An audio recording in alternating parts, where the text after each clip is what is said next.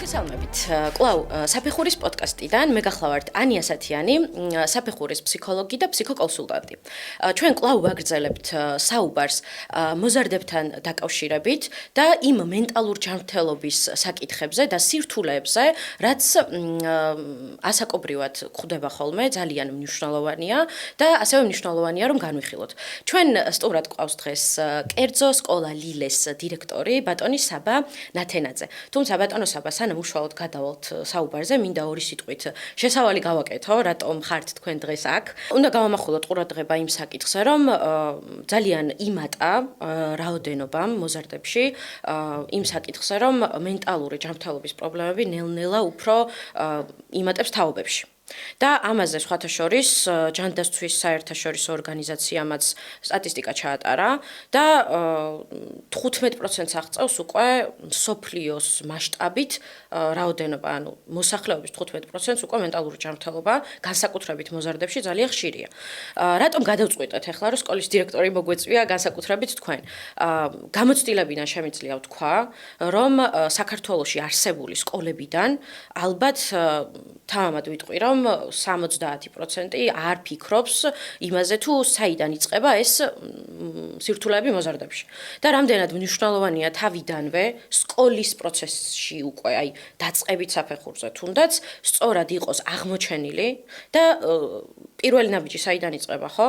როდესაც ზუსტად ვიპოვით სად არის სირთულე და მე ამას მივყვებით. და ვინ არის ამ პროცესში მნიშვნელოვანი? რა თქმა უნდა მშობელი, რა თქმა უნდა მასწავლებელი და ასე შემდეგ. და რამდენად მნიშვნელოვანია ესე იგი ისიც გავიაზროთ, რომ ბავშვის ირგვლივ სამყარო და მათ შორის სოციუმი რამდენად არის პასუხისმგებელი ამაზე. და მინდა ვთქვა, რომ ერთ-ერთი სკოლა, სადაც დავინახე ეს მკაფიოდ და აშკარად, რომ თავის აგურს დებს ბავშვის მენტალური ჯანმრთელობისთვის, აშენებს ესე იგი ამ სივრცეს და უზრუნველყოფს ყველანაირ მხარდაჭერას. არის სკოლა ლილე, შემიძლია ეს თამამად ვთქვა. მაშ ასე, ბატონო საბა, რა სირთულეებს ვაწყდებით სკოლაში? ასაკობრივ სირთულეებზე მაქვს საუბარი, რა თქმა უნდა, რა გქონიათ გამოცდილებაში, აი, ვიცი უკვე რომ დიდი ხანია სკოლის დირექტორი ბრძანდებით და თუ შეგიძლიათ რაიმე ამ საკითხზე რომ გვესაუბროთ, საიდან მოდის საერთოდ ბავშვების ეს სირთულეები, აი, თუნდაც თქვენ მოსწავლეებში, თუნდაც აი ამ ირგვლივ სივრცეში ძალიან ჩახედული ბრძანდებით და თქვენი გამოცდილება რომ გაგვიზიაროთ, რასთან გქონიათ საქმე და საიდან დაგიწყიათ ამ საკითხზე მუშაობა. მოგესალმებით.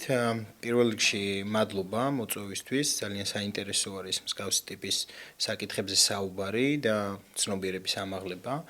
ნამდვილად საინტერესო საკითხს შეეხეთ, იმიტომ რომ 21 საუკუნეში ეს არის ძალიან აქტუალური, ხშირი პრობლემები, თუმცა ამ კუთხით ჩვენი მთავარი მიზანი არის ის, რომ ვიმოქმედოთ ეფექტურად და აღნიშნული პროცესები ვმართოთ ისე, რომ აშკარა პროგრესი დავინახოთ მოზარდში. გეთანხმებით იმაში, რომ აღნიშნული მიმართულებით სკოლაში განსაკუთრებით იგრძნობა და დარგის სპეციალისტებისგან თვალნათელია ის, რომ აღნიშნული პრობლემები ბევრ მოსწავლეს უდგას და ამის გამოწვევის მიზეზი მრავალი შეიძლება იყოს. აქ შეიძლება საუბარი იყოს სოციუმზე, რა სოციუმში იმყოფება, როდესაც მენტალურ ჯანმრთელობაზე ვსაუბრობთ, ჩვენ აქ ერთიანდება ფსიქოემოციური დამოკიდებულებები და განწყობები, ხო? ამიტომ ამის გვერდის ავლა და თვალის დახუჭვა ამაზე დანაშაულია, პირდაპირ შემიძლია ვთქვა, იმიტომ რომ თუ მოსწავლეს, რომელიც არის ასაკობრივად ყველაზე მოწყვლადი მსგავსი ტიპის პრობლემების მიმართ დავტოვებთ მარტო ამ პრობლემების მოსაგვარებლად, იქ კარგი მოლოდინები ჩვენ არც ერთ შემთხვევაში არ უნდა გქონდეს. აღნიშნული მიმართულებით პრობლემები არის როგორც დაწყებით საფეხურზე, ასევე საბაზო საშუალო საფეხურზეც. თუმცა ეს თემატურად ეს ასე ვთქვათ პრობლემები რადიკალურად განსხვავდება ერთმანეთისგან. რიგ შემთხვევებში არის აბსოლუტურად იდენტური და მომდინარეობს თუ ჩვენ საბაზო საშუალო საფეხურის მოსწავლეებზე ვსაუბრობთ, მომდინარეობს დაწყებითი საფეხურებიდან. ეს შეიძლება იყოს ის კომპლექსები, ის გადაულახავი ბარიერები, რომელსაც გარკვეული მიზეზების გამო მოსწავლეები ვერ ელახავენ, იტოვებენ თავიანთ თავში, რაც ავტომატურად ნიშნავს იმას, რომ მათ თვითშეფასებას პრობლემები ექმნება და საბოლოო ჯამში ეს ყველაფერი ერთიანდება იმ მენტალური ჯანმრთელობის კუთხით, რაც აზიანებს მოსწავლის სწორ განვითარებას. ძალიან ეფექტური მართვის მეთოდები არსებობს ამ ყველაფრის და ყველაზე მეტად რაც კი შეიძლება ვთქვათ, აქ არის ჩვენი ზრდასრულების როლი უმნიშვნელოვანესი. საკითხი არის ძალიან კომპლექსური, ამ პროცესში ჩართული უნდა იყოს აუცილებლად არა მხოლოდ ერთი ადამიანი, არამედ მრავალი ადამიანი, ვისაც ამ მოზარდთან აქვს შემხებლობა, ასევე თავიანთი თანატოლები და ძალიან მნიშვნელოვანი არის იმ სწორი მიმართულების მიცემის პროცესში იმ სოციუმის წარმომადგენლების ჩავრთოთ, რომელ სოციუმშიც მოსწავლე და მოზარდი იმყოფება. აქ საუბარი გვაქვს სასკოლო საზოგადოებაზე თავისთავად და მე არ გავწდები ასე ვთქვათ სკოლის თემას, თუ როგორ იმართება ეს პროცესები და რა პროგრესი შეიძლება არსებობდეს. ერთი რაც თვალნათლივ შესამჩნევია და გამოცდილება გვეუბნება არის ის, რომ სასკოლო საზოგადოების ჩართულობა, მაქსიმალური ჩართულობა, სადაც შედიან სკოლის მასწავლებლები, ყველა ის მასწავლებელი, რომელსაც შემხებლობა აქვს მოზარდთან, სკოლის ადმინისტრაცია, დირექცია, დირექტორი, მშობლები, მათი ჩართულობა არის ძალიან მნიშვნელოვანი.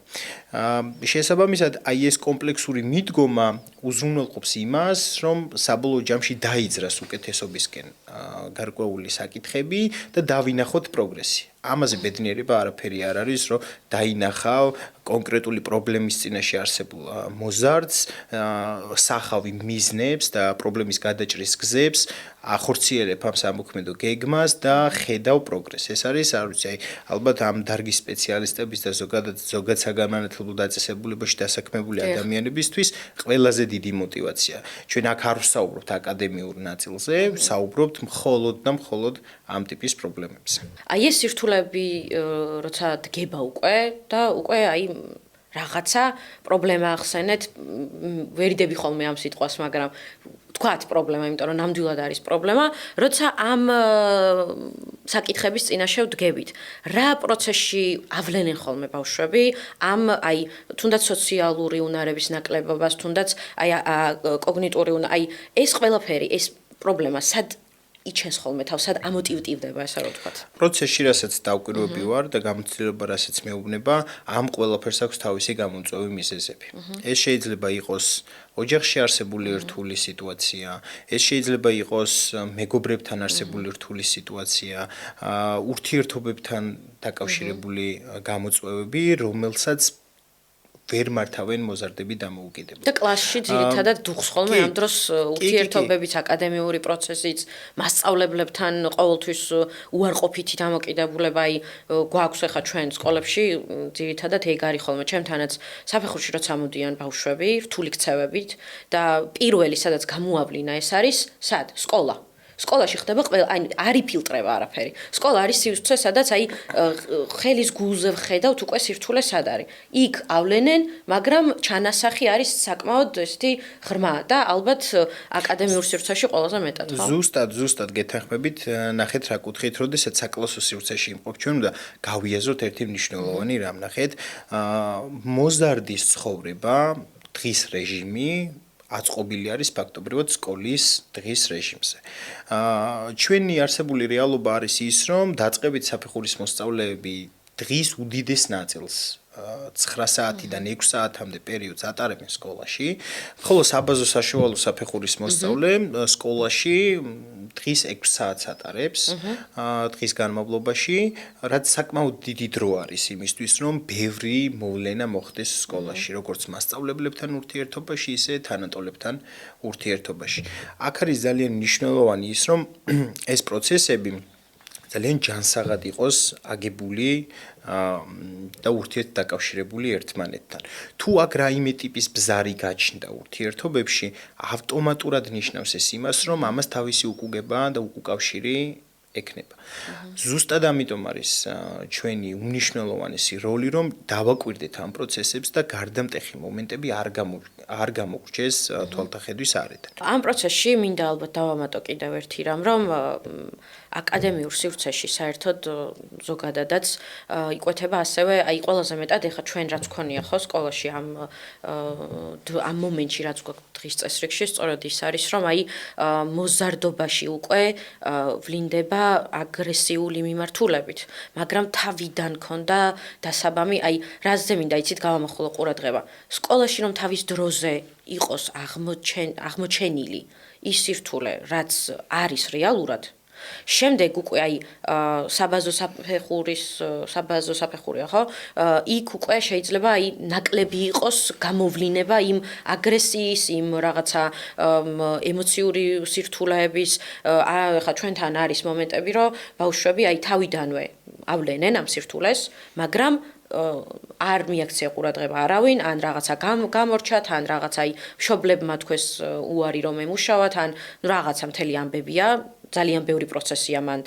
და თავი იჩინა, ვთქვათ, აი მე-7, მე-8 კლასში უკვე წინააღმდეგია, უკვე სიახლეებისადმი მიუღებლობა აქვს, უკვე ყველასთან ტრული დამოკიდებულება აქვს და აი მანდ ისმევა კითხვა. რატო? მაგრამ თავიდანვე რომ დაესვა ვინმეს ალბათ აღმოეჩინა სწორ დროს ასე შემიძლია ვთქვა უკვე იქ აღარ იქნებოდა სირთულე გვაქვს თუ არა გამოცდილებაში მსგავსი რამე რომ აი ფიქრობდით რომ იყო თქვენ ან ვინმე მასწავლებელი და არ მიაქციეთ ყურადღება ან მშობელმა უარი განაცხადა მუშაობაზე ან რამე და უკვე აი საბაზო საფეხურზე გამოხტა ეს რაღაცა სირთულე ამ დროს. კი ბატონო, გეტყვით. ორი მიმართულება ახსენეთ თქვენ, ერთი მშობლის ნაწილი იყო, მეორე სკოლის ნაწილი, ხო? ჩემს გამოცდილებაში ახლა რასაც ვაკვირდები, რომ სად შეიძლებოდა უკეთესად მოქმედება და ასეთი სიტუაციები ყოველთვის აქვს პროფესიასთან ასდევს ასეთი სიტუაციები, არსებობს ასეთი სიტუაციები, რომ შესაძლოა უფრო განსხვავებული მეთოდი მიდგომა გამოგვეყენებინა მოზარდის მიმართ, რომელიც დროში შედეგიანობას შეგვიცვლიდა, ასე ვთქვათ. აი ზუსტად კი.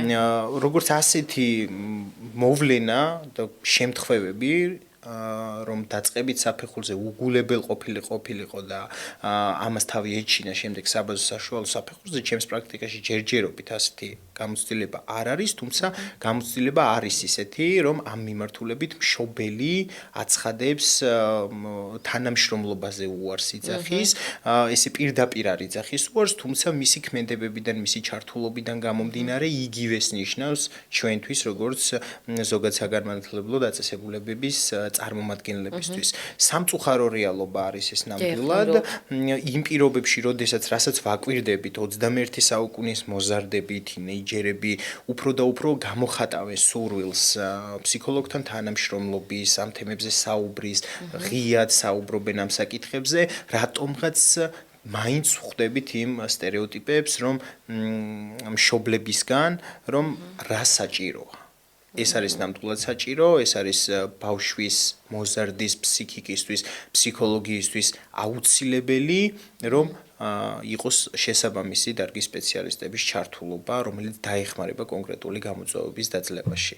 გქონიათ ისე ეგეთი გამოცდილება, რომ აი მშობელთან შეხვედრა დაგჭირდათ და მოგიწიათ აი ამ მიმართულებებზე საუბარი, მაგალითად, რომ აუხსნათ მშობელს, რატომ არის საჭირო ეს, ხო? ანუ რა თქმა უნდა, მშობელი რაღაცნაირად არის, მშობლობა ხო ზოგადად ისედაც რთულია და ეხლა ამაზე რო არ გავაგრძელოთ, არის ის მომენტი, რომ უბრალოდ პრობლემის აღმოცენებისთანავე დაკარგულები არიან. პანიკა ეგრევე და ვაიმე რა გავაკეთო, გადავაბრალო ან რაღაც თავდაცვის მექანიზმი ან ასე შემდეგ. და თქვენ გაქვთ გამოცდილება ამისი, რომ თქვათ, მოვიდეს თქვენთან და თქვენ აუხსნათ, მიმართულება მისცეთ, თქვათ, ამ დადებით მხარეებზე, აი, მუშაობის დადებით მხარეებზე, პოზიტიურ შედეგზე საუბროთ, აი, ეს მინდა თან რომ გავაჟღეროთ თქვენგან და პლუს პროპაგანდა გაუწიოთ ან მაგას, რომ ნამდვილად ძალიან სწორია ეგ აუხსნათ მშობლებს, რომლებიც რეალურად მათ პირველ რიგში უნდათ ბავშვებს რომ დაეხმარონ ამაზე არავინ არ დაობს შეიძლება უბრალოდ არ ცოდნის ვერ გაგების გამო ამ პანიკამ რაღაც დაუფაროთ მხედველობის არეა თუ რაღაცა ყურადღების მომენტი და უბრალოდ დროულად ვერ ჩაერთონ აი ეს გამოცდილება თუ ქონიათ თქვენ ეგ გვაინტერესებს. მსგავსი ტიპის გამოცდილებები ზოგად საგანმანათლებლო დაწესებულებაში მომუშავე პერსონალს განსაკუთრებით სკოლის დირექტორს ხო მრავლად აქვს, იმიტომ რომ ჩვენ ფაქტობრივად ყოველდღიურ რეჟიმში გვიწევს დავაკვირდეთ ამ პროცესებს და ჩვენი მთავარი მიზანი არის რომ პრევენცია იყოს დროული, ჩარევა იყოს დროული და როდესაც მოზარდებზე ვსაუბრობთ, არასრულწლოვან მოქალაქეებზე ვსაუბრობთ, მშობლების გარეშე რაიმე ტიპის გადაწყვეტილების მიღება არ შეიძლება. შესაბამისად ჩვენ ხშირად გვიწევს მშობლებთან საუბრები სხვადასხვა თემატიკაზე, ეს შეიძლება იყოს მარტივი საკითხი, შეიძლება იყოს შედარებით რთული საკითხი, მაგრამ მშობლის გარეშე ეს პროცესი არის წარმოუდგენელი. რაც შეეხება იმას თუ როგორ გვიწევს ამ ყველაფრის ახსნა, თავისთავად ამ ყველაფერს ხსნით ისე, რომ მშობელი არ ჩავარდეს პანიკაში. იმიტომ რომ ეს პროცესი პირველ რიგში დაწყებულია იმიტომ, რომ მოსწავლეს უდგას გარკვეული საჭიროება და ჩვენ ვიმოქმედოთ შესაბამისად. თუ აქ პანიკას ავყევით, როგორც მშობელი, ისე სკოლა, ისე მასწავლებელი, დამიჯერეთ, რომ სიტუაცია გაცილებით უფრო გართულდება, იმიტომ რომ ის ყოველდღიურობაში გადავა ის პანიკა, ბავშვთან კომუნიკაციაში გადავა ეს პანიკა, რაც ხელს არ აძლევს აღნიშნულ პროცესს. შესაბამისად, ჩვენი მიზანიც ზუსტად ეგ არის და სწორად აღნიშნეთ, რომ მშობლებთან გვიწევს ჩვენ ამ საკითხებზე საუბარი დადებით კონტექსტში და იმ მოლოდინების დასახვა, იმ პროგრესის განსაზღვრა, რისი მოლოდინიც გვაქვს ჩვენ აი ამ აღნიშნული პრევენციული მექანიზმებისგან, ხო? ამიტომ ეს არის აუცილებელი ამბავი, რომ მშობელს მივაწოდოთ დადებით კონტექსტში აღნიშნული საკითხი, რომ შემდეგ არ მოხდეს, ასე ვთქვათ, სახლში განსხვავებული მეთოდების შემუშავება, ხო? იმიტომ რომ იქ არ არის გამორიცხული, რომ მშობელმა დამოუკიდებლად აწარმოოს მოზარდთან გარკვეული პრევენციული მექანიზმები ამოქმედოს. და აი ის როგორი მექანიზმი იქნება, რამდენად ეფექტური მექანიზმი იქნება, ეს თუ შეთანხმებული არ იქნება სკოლასთან და სკოლა თავისი მექანიზმებით დაიწყებს საკითხის პრობლემების გადაჭრას და სახლში მშობელი განსხვავებულ მექანიზმებს გამოიყენებს, აქ უკვე ეს არის შეუთავსებლობა იმ ერთგვაროვნების, რა ერთგვაროვანი მიდგომითაც უნდა მივუდგეთ კონკრეტული საკითხის გადაჭრას. კი, საკმაოდ ისეთი მომენტი ახსენეთ ახლა თქვენთან მასწავლებელიც, აი ჩემს თანამშრომლებს და ჩემს კოლეგებს ძალიან უყვართ ამ სიტყვის გამოყენება ტრიადა. ბავშვი, სკოლა და მშობელი. და მეც ძალიან მიყვარს, იმიტომ რომ ბოლო პერიოდში განსაკუთრებით რამდენად მნიშვნელოვანია ეს სამი ერთად, აი ხლა ვხვდები. მუშაობიდან და პრაქტიკიდან გამომდინარე, რა თქმა უნდა.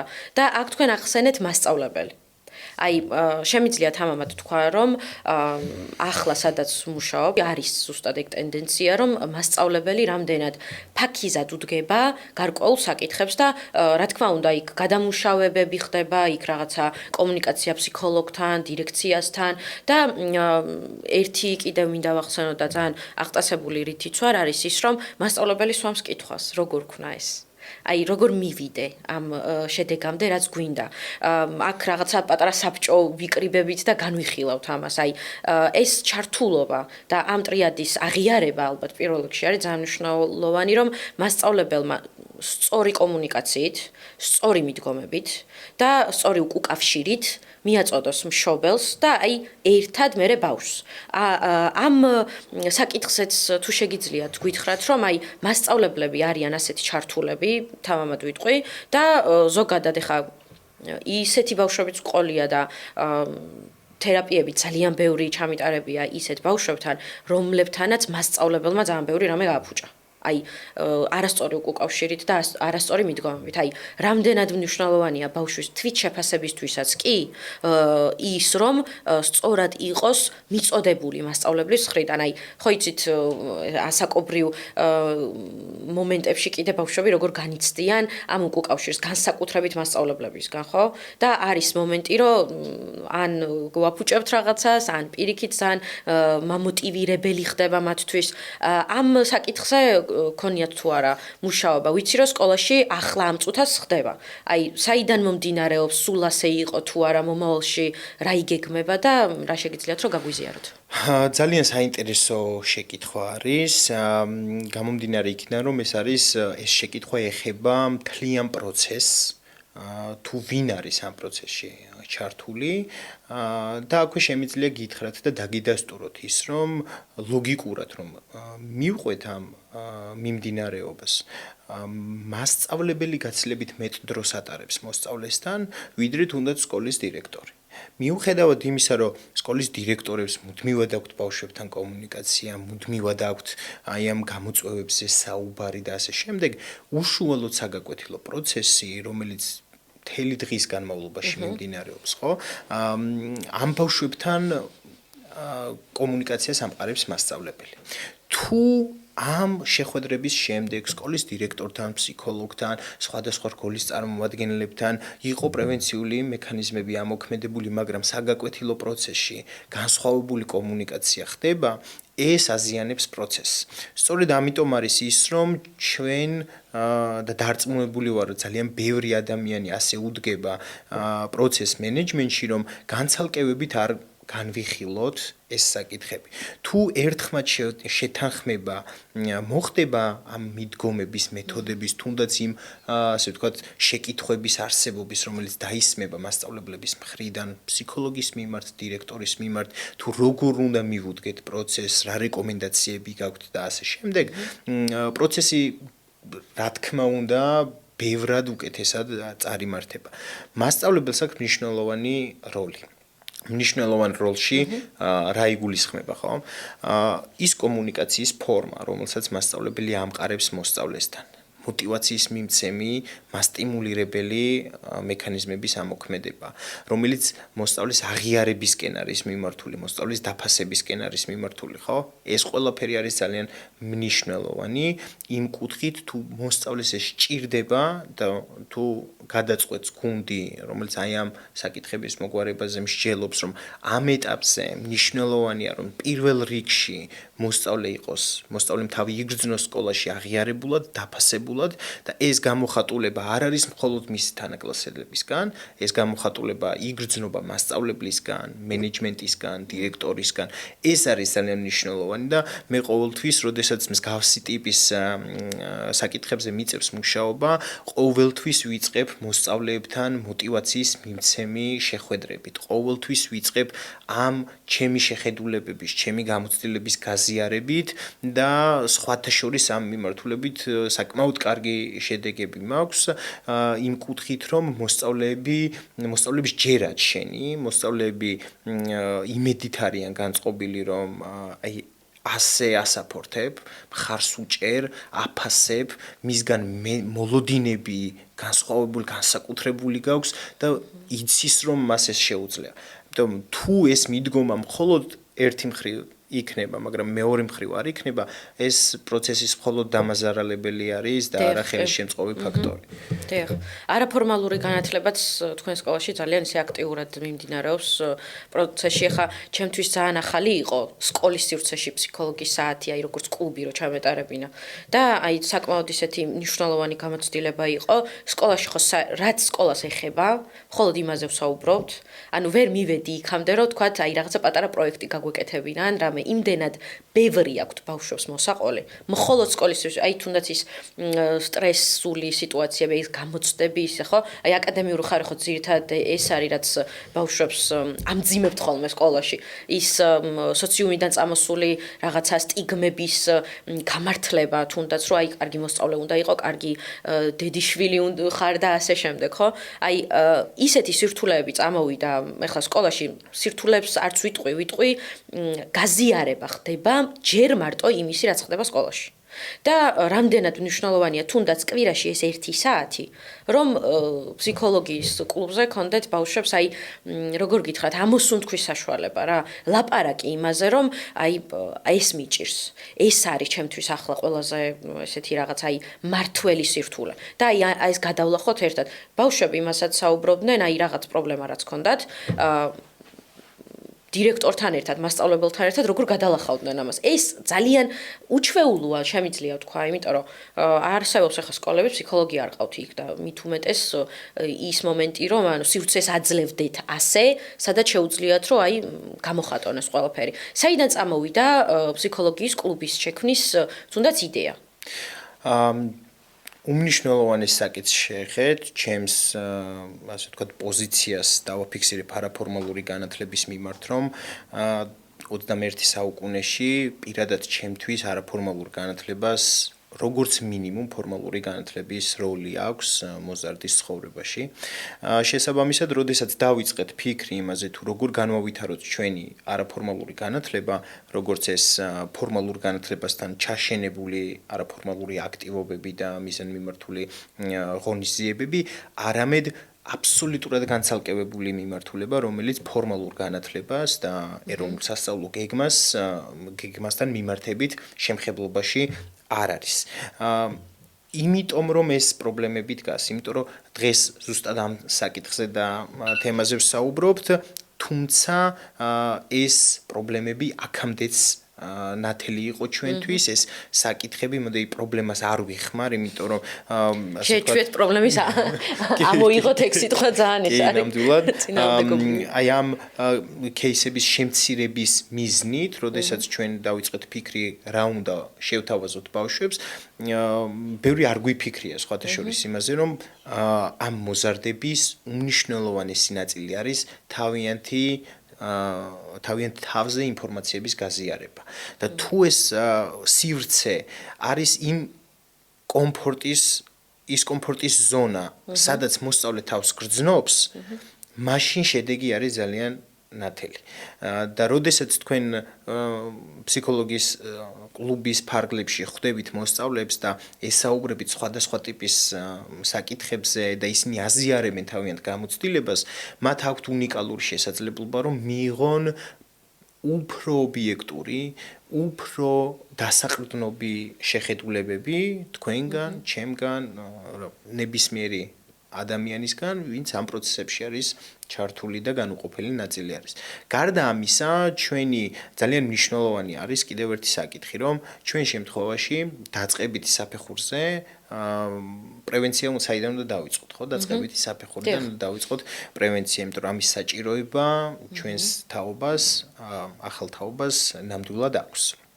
ჩვენი გადაწყვეტილება, რომ საბაზო საშუალო საფეხურისთვის ფსიქოლოგიის კლუბი გავუეკეთებინა, რაზეც ძალიან დიდი მოთხოვნა იყო და ადგილები ძალიან მალე შეივსო, დაწყებით საფეხურზე ეს გადაწყვეტილება ჩვენ სავალდებულო გავხადეთ და საათობრივ ბადეში შევუშვით ფსიქოლოგის საათი და დაწყებით საფეხურის მოსწავლეები სარგებლობენ კვირაში ერთი დღე ამ მომსახურებით და ეს არის ძალიან ეფექტური, რომ იმართოს პროცესები და იდენტიფიცირება გაკეთდეს დროულად. ეს არის უმნიშვნელოვანესი. რომ შემდეგ სადავეები ხელიდან არ გაგვექცეს ყველას ერთად, იმიტომ რომ პროცესი თავიდანვე შედარებით მარტივად სამართავი შეიძლება იყოს, ვიდრე უკვე როდესაც კონკრეტული ფაქტების წინაშე ვდგებით. ამიტომ არაფორმალური განათლება რო შევაჯამოთ, ხო, როგორ უწყობს ხელს ამ ყველაფერს აქვს თავისი მიზნობრიობა. ჩვენ შემთხვევაში ფსიქოლოგიის კლუბის არსებობა ზუსტად ამას ემსახურებოდა, რომ მენტალური ჯანმრთელობის კუთხით მოსწავლეებს რა სირთულეებიც უდგათ, გაეზიარებინათ თავიანთი თანატოლებისთვის პირველ რიგში. და ზოგადად აი ამ ჩვენ აი ამ ქსელს რო ვგულისხმობთ, ხო, ბავშვების ქსელს, აი აქ განსხვავებული კლასის მოსწავლეები არიან გაერთიანებული. რაც ნიშნავს რას ნახეთ, მე როდესაც მივდივარ სკოლაში, ჩემი დღის რეჟიმის უდიდეს დროს ვატარებ ჩემს თანაკლასელებთან. მაგრამ არაფორმალურ განათლებას ეს უნიკალური შესაძლებლობა აქვს, რომ მე არა მხოლოდ ჩემს თანაკლასელებთან მიწევს კომუნიკაცია, არამედ მიწევს კომუნიკაცია სხვა კლასის მოსწავლეებთან, მოზარდებთან, რომელსაც შესაძლოა მსგავსი გადასაჭრელი საკითხები გქონდეს, როგორიც მე. ამიტომ ეს ზრდის იმის ალბათობას, რომ მოზარდებმა აღმოაჩინონ და იპოვონ თანატოლები, რომლებიც ერთ აზრზე არიან, რომლებიც ერთი გამოწვევის წინაშე დგანან, იპოვონ იმ კომუნიკაციის ფორმით, რა კომუნიკაციის ფორმაც არის მათთვის მისაღები. და ალბათობა იზრდება, მათემატიკურად რომ მივუდგეთ, ალბათობა იზრდება იმის, რომ მოსწავლეები, მოზარდები შეძლებენ უფრო დროის მოკლე მონაკვეთში აღნიშნული გამოწვევების გადალახვას და გადაჭრას. მინდა გითხრათ, რომ ძალიან ეფექტურად ფუნქციონირებს სკოლაში ფსიქოლოგიის კლუბი და დარწმუნებული ვარ, რომ ამას თავისი დადებითი შედეგები ექნება ძალიან მალე. სხვათა შორის ერთ-ერთ მოსწავლესთან მქონდა საუბარი, რომელიც ამ კლუბში არის გაწევრიანებული და ძალიან კმაყოფილი არის იმ საუბრებით. ინფორმაცია გადის ჩვენი ფსიქოლოგიის კლუბიდან, როგორც ვატყობ, მაგრამ დარწმუნებული ვარ პოზიტიური იქნება.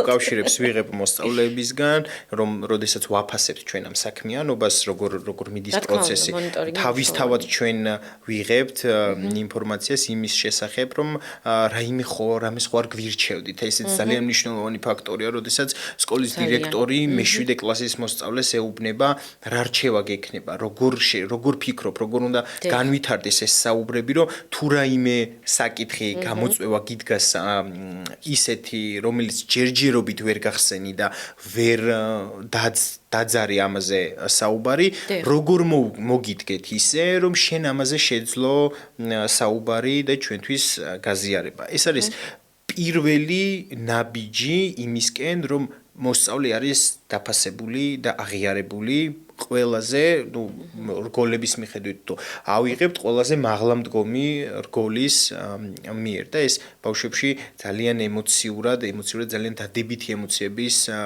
მატარებელი ქმედება არის და ყოველთვის ვცდილობ ხოლმე რომ მოსწავლეს შევეკითხო ვკითხო, დავაზუსტებინო, რა შეიძლება გავაუმჯობესოთ, რა რესურსების ნაკლებობას განიცდის, როგორ უნდა შევცვალოთ ეს ყველაფერი ისე, როგორც მას სურს და აი ამ უკავშირების და ანალიზის საფუძველზე იგეგმება ის პროცესი, რაც იგეგმება და რაც ახლა მიმდინარეობს. ყველაზე მნიშვნელოვანი, რაც შემიძლია, აი პირდაპირ თქვა, რომ ამ კლუბის პროცესში აქ მხარდაჭერა არც კი დამჭირვებია, რომ მაგისთვის რამე გამეკეთებინა. იმდენად ავტომატურია ბავშვებისგან ეს და ეს არ არის ეტყობათ, რომ ბუნებრივად აქვთ.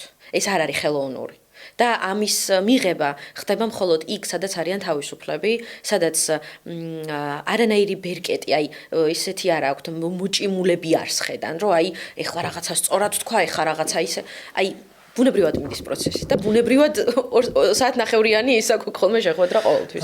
გეთანხმები მაგნაწილში და აი აქ ერთი ესეთი მარტივი, აი ძალიან მარტივად რო ავხსნათ ის მიგნება, აი რატო არის კარგი, როდესაც სხვა კლასის მოსწავლეებთან უწევს ერთ სივრცეში ყოფნა, ერთ დავალებებზე მუშაობა, როდესაც ასეთი ტიპის ურთიერთობებს ხედავს მოსწავლე სკოლაში, არა მხოლოდ მის თავის თანაკლასელებთან, ხო? ის სივრცე მისთვის დადებით ემოციებთან ასოცირდება. და სივრცე, რომელიც დადებით ემოციებთან ასოცირდება, არავითარ შემთხვევაში არ შეიძლება იყოს უარყოფითი ზეგავლენის მომხდენი. თუ კონკრეტულ ლოკალურ кейსებს არ ავიღებთ, ხო? როდესაც ჩვენ ვსაუბრობთ უფრო ფართო ჭრილში, რომ სად უნდა იგრძნოს თავი კომფორტულად მოსწავლემ, ზუსტად ამაზე ვსაუბრობთ ჩვენ, რომ მოსწავლე იმ სივრცეში არა მარტო თავის საკლასო ოთახს გულისხმობ, არამედ მთლიანად სკოლის შენობა მისია და ის ადამიანები, რომლებიც იქ მოძრაობენ, გადაადგილდებიან პროცესებში არიან ჩართულები, არიან მისი მხარდამჭერები. აი ეს არის ძალიან მნიშვნელოვანი, ძალიან მოკლედ რომ ავხსნათ, რა არის ამ ყველაფრის მიზანი, აი ამ ღონისძიებების ერთობლიობის მიზანი და ვფიქრობ, რომ ამ მიმართულებით საკმაოდ დიდ რესურსს ვდებთ და არ გავჩერდებით ამ პროცესში. ერთი ეს ამაში ვარ დარწმუნებული, იმიტომ რომ როდესაც მოსწავლის мотиваციას ხედავ ამ კუთხით და მოსწონს მას ის, რასაც აკეთებს, რასაც თავაზობს სკოლა, გამორიცხულია, რომ რომელიმე ამ სფეროში დასაქმებული ადამიანისთვის იყოს რაღაცა ისეთი, რომ კარგია და მოდი გვეყოს. არა, პირიქით, კარგია და მოდი კიდევ უფრო კარგი შევქნათ, მოდი კიდევ უფრო მეტი შევთავაზოთ მოზარდებს, რომ მათი მენტალური ჯანმრთელობა იყოს იმ დონეზე ასული, რა დონეზეც საჭირო არის სწორი ემოციური განვითარებისთვის. მოკლედ რომ თქვათ და რაღაცნაირად შევაჯამოთ ეს არაფორმალური განათლების საკითხზე, რაზეც ვსაუბრობდით, რამდენად მნიშვნელოვანია და აქ ისიც გაჟღერდა უკვე რომ ესე იგი კლუბიდან გამოდის ამბავი რომ ყველაფერი კარგად არის, ეს ძალიან მნიშვნელოვანია. და ერთადერთი რაც მინდა ამ მომენტს აუცილებლად უნდა დავუმატო ის რომ სკოლასთან მიმართებაში რამდენად მნიშვნელოვანია ის რომ დროულად იყოს ჩართულობა, აი კიდევ ერთხელ შემიძლია ვთქვა ალბათ ის რომ ის გამოცდილება რაც მაქვს და არ მაქვს ნაკლები და თან ბავშვები როცა მოდიან თერაპიის პროცესში და აჟღერებენ თავის სირთულეებს და იქ სკოლა არის აუცილებლად ნახსენები ეს სირთულეები უკვე იწყება ის ეპოქა, ის დროება, რომ ნელ-ნელა სკოლებიდან ხდება სირთულეების ჯერ პოვნა. და მე სწორი მიმართულებით მუშაობა და მინდა რომ ეს გაგრძელდეს, რა თქმა უნდა, რადგან თაობიდან თაობას ახლა ბევრი სირთულე მოყვება უკვე, ხო, ეს მობილური პერიოდია, უკვე 21 საუკუნეში ძალიან ბევრი სირთულე გვაქვს, ყურადღების კონცენტრაცია ყოველ მეორე ბავშვს აქვს უკვე და ეს რაღაცა ADHD აქვს აუცილებლად და ყურადღების კონცენტრაცია და გაფანტული ზრდასრული ადამიანებიც კი, აი მშობლები, როცა მოდიან, რაღაცა 2 წუთი რო გადაბმულად ვილაპარაკოთ, ცოტა გვიჭირს ხოლმე აი ეს კომუნიკაცია. იმიტომ რომ ყველას გვაქვს უკვე. და ეს სირთულეები მოდის დრო და დრო უფრო მეტად. ანუ ჩვენ უნდა ვიყოთ პირველ რიგში ადამიანები, ვინც აღმოვაჩენთ ამ ყველაფერს და ბავშვებისთვის არ ვიცი, აი შინაგანი ეს რაღაცა კომპასი არსებობს და თქვენ ახსენეთ რომ გამოცდილებას მოყვება ავტომატურად იმის აღმოცენება იმაზე მარტივად რა სირთულეა ბავშვის ცხოვრებაში ვიდრე შეიძლება ნებისმიერმა იმ ბავშვის ცხოვრებაში არსებულმა ადამიანმა იპოვოს. ნამდვილად საჭირო და მნიშვნელოვანი საკითხი არის, რასაც ნამდვილად სჭირდება ცნობიერების ამაღლება ჩვენს მოზარდებში, მშობლებში, სასკოლო საზოგადოებაში, მასწავლებლებში მათ შორის და მნიშვნელოვანი არის რომ ასე ღიად ვსაუბრობთ ამ საკითხებზე, ამას ალბათ მოსწავლეებიც ნახავენ, მოისმენენ, დარწმუნებული ვარ რომ არის ის კატეგორია მოსწავლეების, რომლებიც რთავენ პოდკასტს და ბოლომდე უყურებენ, შესაბამისად თუ ერთი მათგანი მაინც იქნება ისეთი, ვინც ჩართავს და ბოლომდე მოусმენს ამ ყველაფერს, დამიჯერეთ, რომ მის ცხოვრებაში გარკვეულწილად სხვანაირად შეიძლება მოხდეს პროცესებზე დაკვირვება, დაფიქრება და ერთი აგური არის ესეც უკვე ამ დიდ საქმეში დადებული. ერთადერთი რაც მექნება თხოვნა ჩვენ ვახსენეთ, რომ თაობების ცვლილებასთან ერთად აღნიშნული საკითხები უფრო და უფრო დღის წესრიგში დგება. ნამდვილად ასია 30 წლის წინ, 25 წლის წინ, 20 წლის წინ რა სიტუაციაც იყო ჩვენს ქვეყანაში, როგორი ასე ვთქვათ ზოგად საგანმანათლებლო სისტემა იყო, ვითარდება ყველაფერი, შესაბამისად ის სტერეოტიპები, რომ ეს არის დანაშაული, როგორ უნდა მიმართო ფსიქოლოგს, რა გინდა ფსიქოლოგთან, ეს უკვე დღის წესრიგში აღარ დგას ისე ძალიან, როგორც აქამდე იდგა და ძალიან სასიხარულო არის ეს ამბავი, თუმცა გასაკეთებელი ნამდვილად არის ბევრი, რომ ჩართულობა და პროცესის ინკლუზიურობა იყოს ძალიან მაღალი ხარისხით.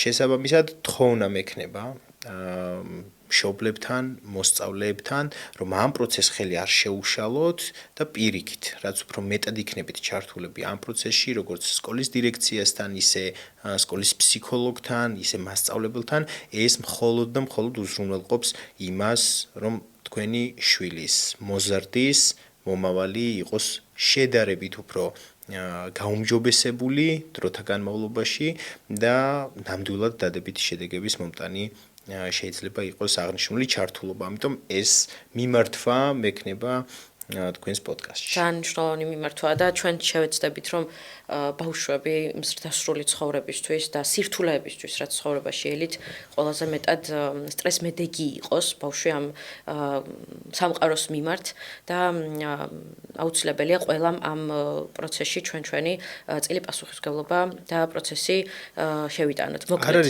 არ არის ბოდიშკირდით, არ არის აუცილებელი, რომ რაიმე ტიპის გამოწვევების წინაშე იდგე და საკუთარ თავს ეუბნებოდეს. აკეთებოდე შენ იმას, რომ აი ეს ვთქვათ, საკითხი მაქვს გადასაწყვეტი და მოდი მივალ სკოლის ფსიქოლოგთან, მოდი ამას გავუზიარებთ. ანუ ეს აუცილებლობას არ წარმოადგენს. დღევანდელ რეალობაში ამ საკითხებზე საუბარი საკუთარი თავის განვითარებას ნიშნავს, იმიტომ რომ მეტი გამოცდილება, მეტი ცოდნა კონკრეტული საკითხების მიმართ საკუთარი შესაძლებლობების გაუმჯობესებას ნიშნავს. ამავდროულად ეს პროცესი არის დაკავშირებული თვითშეფასების ამაღლებასთან, რაც ავტომატურად ნიშნავს იმას და ავტომატურად მიუთითებს იმას, რომ მოსწავლე უფრო მდგრადია მსგავსი გამოწვევების მიმართ. რაც უფრო თავდაჯერებული არის, იქ თუ თავის თავს დაუსვა პატარა კითხვის ნიშანი მაინც მოზარდმა, რომ როგორ უნდა მოვიქცე და არ ვიცი ეს სწორია, არ არის სწორი. იქ თუ ეს დარჩა მხოლოდ მასში ეს ინფორმაცია, დამიჯერეთ რომ იქ პროცესი ისე ვერ განვითარდება, როგორც საჭირო არის. რაც უფრო ამის გაზიარება მოხდება და ჩართულობა, ინკლუზიურობა იქნება პროცესის, მით უფრო იმატებს თავდაჯერებულობა, რაც ნიშნავს იმას, რომ მოსწავლე უფრო და უფრო ვითარდება დადებითობისკენ. ეს არის კიდე ძალიან მნიშვნელოვანი. ძალიან დიდი მადლობა. ამაზე მეც ვერაფერს ვეღარ დავამატებ და უღრმესი მადლობა კიდევ ერთხელ დღეს ჩვენთან მობრძანებისთვის. მადლობა თქვენ მოწვევისთვის. საფეხურის პოდკასტი გემშვიდობებად და დაგიბრუნდებით მალე ახალი სიახლეებით და კიდევ ბევრი საინტერესო გადაცემებით. ნახვამდის.